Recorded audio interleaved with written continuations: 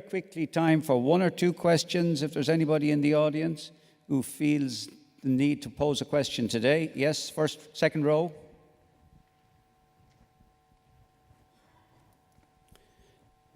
This will give time for the speakers to summarize in their minds what they want to say as their single recommendation for Sophia. Yeah. Hello. Thank you. I'm Yannis Haralabidis from Greece. I'm speaking on the next session on organizational issues. But let's stick on legal now. It looks like the work you guys have to do is tremendous. Do you need help from the machine? Or is just a human-based effort to sort out legislations and things like that? Or do you think you cannot do it sooner or later with just human effort, and we need some sort of artificial intelligence? Sophia and then Andrea. Yes, thank you. It's a highball, so the reply is definitely yes. And under my action, we are just thinking about how to possibly use artificial intelligence in looking at legislation. For example, we touched upon really on the regulatory reporting requirements, how to spot mismatches and look or interoperability barriers. So definitely, I think this is the way ahead. Yeah, I happen to sit in the European Commission's high-level expert group on artificial intelligence, and this is something that we've covered there. But I would like rather to mention something that is happening already in the US, and it's creating legal problems. Because I think there will be a need for artificial intelligence, but we also have to ask ourselves what kind of artificial intelligence. In the Freedom of Information Act requests in the United States, some citizens are starting to receive answers that have been created by the use of deep neural networks. And the lack of transparency of those systems is such that the legal requirement for transparency and accountability of the administration is jeopardized. So we have to be careful in using these tools. They are absolutely useful for us, but the black box nature of some of these tools makes it very difficult on the side of the public administration to remain accountable and create trust. There might be answers that look random, and they're not fully explained or explainable by anybody. And just quickly, how fast can you read 30,000 pages of regulations?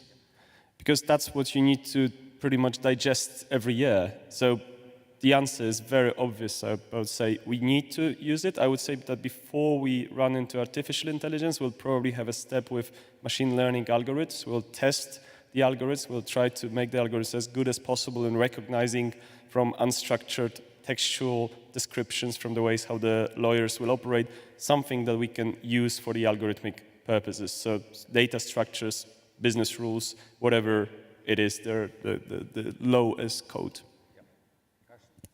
Yeah, thank you. I think I would say, yes, we need also support, technical support in that, what we are doing. That helps us that we can focus on our key abilities, and we have to come up with, that we need some time, and we should take the time to have a proper analysis what is already on the market, and then we should come up with an idea for the interoperability, and that we align the existing laws that exist on the European level. I'm very sorry. If you have any other questions, you have to address them directly to Sophia. But maybe just to finish off, anybody have one single recommendation that they would like to see in the ISA² program for the next 3 years? Mikhail? I'll be happy to start and say that there are two things which I would love to see coming from the space of regulations, so the legal acts that are forming all these interactions, and the way how from the governance standpoint our regulators operate. I would say we require agility. 2 weeks ago, I was moderating a panel between the central banks of England, Russia, and the German regulator called BaFin. And the German regulator said, we would love to test the waters of new technologies and innovations and so on, but actually the law prevents us. The law requires us to be conservative, not take risks. We would love to implement sandboxes, but we cannot. So agility, and just to conclude, if you look at the software industry, software development, in the past 10 years, we have seen a massive spike in development of shared code. And there were two factors which contributed to this spike. agile technologies, Scrum methodologies, and all these things that helped the programmers work in a very, very fast way, test, quickly fail with their developments. And the second thing were platforms. Jira, GitHub, these types of platforms which enable them to cooperate. So I would say that if we see Workbench working with the RegTech dictionaries, brilliant. Yes, I would say that for the legislative framework that we need, I think we have to focus on the new law that we have, and also in the ISA program, that ISA should focus on interoperability by default, as it was said in the morning. That must be implemented in each and every legislative act that we're having in the markets in the future. Andrea? Well, I'm going to say something that might attract the sympathy of part of the audience and maybe alienate the rest. ISA², in my opinion, must have a policy angle, have a policy dimension, because policy making is increasingly permeated by this. And of course, what is dearest to me is the better regulation guidelines. Also part of the toolbox comes from research that I did. The current toolbox, the current tool is very useful, but I think policymakers need to know more.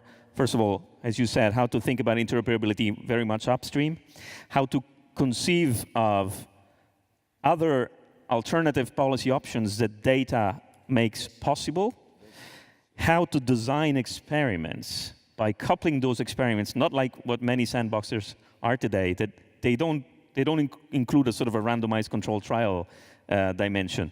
The experiments must have a monitoring and a follow-up. So how to design an experimental sandbox is much more difficult than just using the term, as many people floated in the air these days. I think if you want to make the most out of this, the ISA² program should be able to produce this, and this will go to the benefit of the whole European Commission and then throughout the policy process. Sophia? Yes, thank you. So thanks for the recommendations, which actually reinforced my conviction that we are on the right path, maybe slower, not as agile as could be, but we put this word on the horizon, so we should aim for that. And clearly some messages that we take back, beside better regulation and policy angle and technology, also this cross-sectoral element clearly where we have an added value, because it's not only the financial sector and FISMA where is this kind of standardization is ongoing, but environmental domain, climate, energy, and ISA could have this additional element to put this cross-sectoral envelope around and have others to join in and maybe come up with this famous legal underlining framework, reusable legal building block. Yeah. Okay, so let's leave it there. I think a superb number of great ideas from everybody. I think it puts flesh on the concept of what a data-driven administration is going to really look like.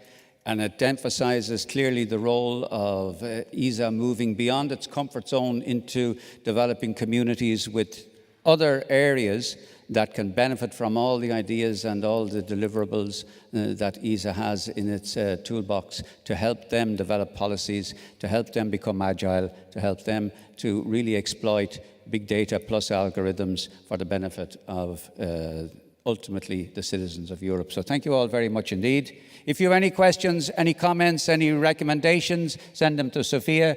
She will follow up with you and with the three speakers, because there's a richness in their slides which merits being drawn out.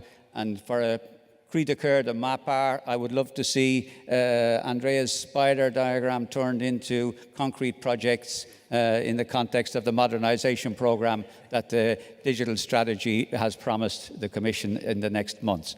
Take care. Ciao, ciao. Bye.